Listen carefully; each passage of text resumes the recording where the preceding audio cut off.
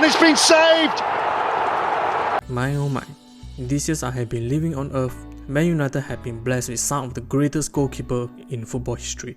With the likes of Peter Schmeichel and Edwin van der Sar comes to mind. And Peter Schmeichel, the legendary goalkeeper known for his star jump saves and his ferocious commanding presence in the box. For Edwin was his composure goalkeeping, exceptional with the ball on his feet, and don't forget his insane 3 penalty save against Chelsea during the Community Shield. In recent times, here comes David De Gea. What is up, ladies and gentlemen, I'm Marvin, codename CM. Welcome to the Code United channel. David De Gea, a 32-year-old goalkeeper for Man United, 11 years legend of the Man United club, whom was brought in by Sir Alex Ferguson 2 years after Edwin van der Sar retired. David De Gea, when arrival, was a slender but highly talented goalkeeper. He was brought in expected to replace one of the greatest goalkeepers in the names of Edwin van der Sar. The task itself was intensely pressured and was not seen by many to be capable of doing them. Even with some of the former United players as admitted by Wayne Rooney and Gary Neville in the Gary Neville Soccer Box channel. But slowly and gradually, David De Gea cashed in his talent and transformed himself into a world-class goalkeeper. During the Louis van Gaal and Jose Mourinho era, David De Gea easily was the best player, dragging the Man United defense back to square one by delivering some of the most mind-blowing saves, plus were praised by many pundits for his countless world-class performance. But in these few seasons, including right now, there were many spectators or experts have been calling the Spaniard shot stopper to be replaced, which can be understood to a certain extent due to couple reasons. Due to rapid evolution of football, goalkeepers in these modern times were required to possess not just amazing shot-stopping ability, but also to be capable rush off the goal line as a sweeper keeper and ability to distribute the ball similar to an outfield player. The current greatest goalkeeper in the world, Alisson, Ederson and Manuel Neuer, where all of them had things in common that they were not just a great when it comes to shot stopping, but also a dominant goalkeeper with fine distribution to play out from the back. Alisson for Liverpool had been regarded the Messi of goalkeeper. Ederson was highly appraised for his ball on his feet ability, where many claimed better than his hand for a goalie. As for Manuel Neuer, you won't be imagining a goalkeeper rushing off the goal line like he does. David De Gea had been lauded as one of, if not world finest shot-stopping goalkeeper, but to say his distribution was as fine as his shot-stopping game would be a laughter, in which a lot of the fans and critics harshly criticized. Besides that, another downside to De Gea games come with dealing crosses. As FB report shows, De Gea only covered 2.3% of the crosses, which only sits in merely 5 percentile. You might as well jokingly assume De Gea was a Dracula descent due to the fear of crosses come in. This trait reflected that De Gea was more of a passive goalie and preferred to stay in his comfort area rather than being proactive, nullify some of the potential danger on the defenses. With these two massive holes in De Gea ability, left United at times struggled to play a high line due to David De Gea passing limitation and passive in leaving the penalty box. With the arrival of Erik ten Hag, De Gea had seen some improvement in those areas. But from recent reports suggest David De Gea possible contract extension issue and backup keeper Martin Dubravka will call back to Newcastle. Of course, we won't be assuming Tom Heaton come close to the number 1 shirt. Man United was in the move of bringing in the quality goalie to replace David De Gea. With rumours stated Diogo Costa, Robert Sanchez, Jens Sommer were on the Man United scouting list. But to replace David De Gea, there were criteria to be taken into account, such as the goalie must be elite in shot stopping as usual, not error prone, capable to function as a sweeper keeper, great in dealing aerial ball, comfortable ball playing ability, and excellent in distribution. And ladies and gentlemen, I think there were 2 names Man United can look into, including Diogo Costa, where we will be talking about him later in this video window.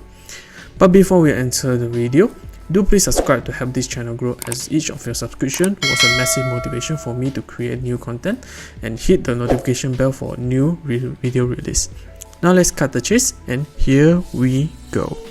A lot of the recent reports suggest Man United was scouting 2 highly rated goalkeepers during the World Cup stage, whom were Diogo Costa and Unai Simons.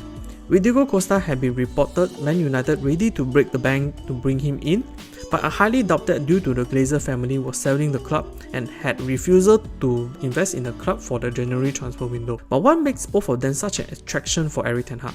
What ability do they possess that would fit into Erik ten Hag's playstyle? Let's start with Unai Simons for Athletic Bilbao. Unai Simons, a 25-year-old goalkeeper, not just playing for Athletic Bilbao, but at the same time the goalkeeper whom replaced David De Gea as a number 1 goalie for the Spain national team. Simon had been reported as one of the names on the Erik ten Hag Man United list, and scouts will be paying very close attention to his performance at the World Cup stage. Simon was highly regarded as a big personality and authoritative presence at the back despite his relative young age, in which opposite on how David De Gea was more of a laid back in the defensive line.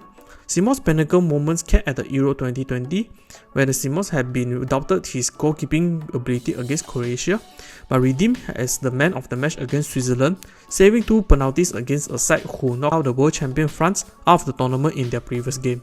Another critical part was his confidence with the ball on his feet, whereby would be easily considered a perfect fit to Erik ten Hag's system of play.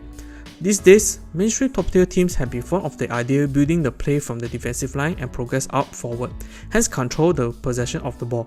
Besides that, Spain football would have been rightly known to be a possession-heavy and consistently play out from the back.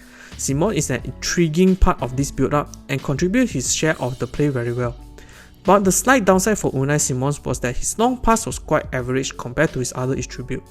But this attribute under Erik ten Hag was not really that serious, as short pass for the build-up from the back will be much more needed in the possession game. As for Diogo Costa, a 23-year-old goalkeeper playing for Porto FC, who had been the top of the town in the terms of goalkeeper transfer for Man United. When you think of the modern-day goalkeeper, Diogo Costa had been strongly held himself into the conversation, as Diogo Costa is currently one of the most exciting up-and-coming goalkeeper in world of football, and has secured the No.1 jersey for the Portugal national team during the past World Cup stage. Costa was quoted quintessential modern-day goalkeeper possessed with outstanding distribution and elite sweeping action. Similar to Simons, Costa was also great at combining his area and claiming crosses. Besides that, his shot stopping was not sloth, especially his penalty saving.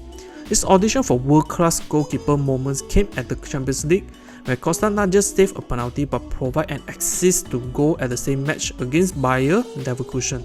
Other than that, there were generally no major weakness to Costa's game, and he seems to be a very well-rounded goalkeeper. Unfortunately, in the past World Cup stage, Costa had seen some below-average performance, especially against Morocco, whereby many fans had bashed as the worst moment of his career.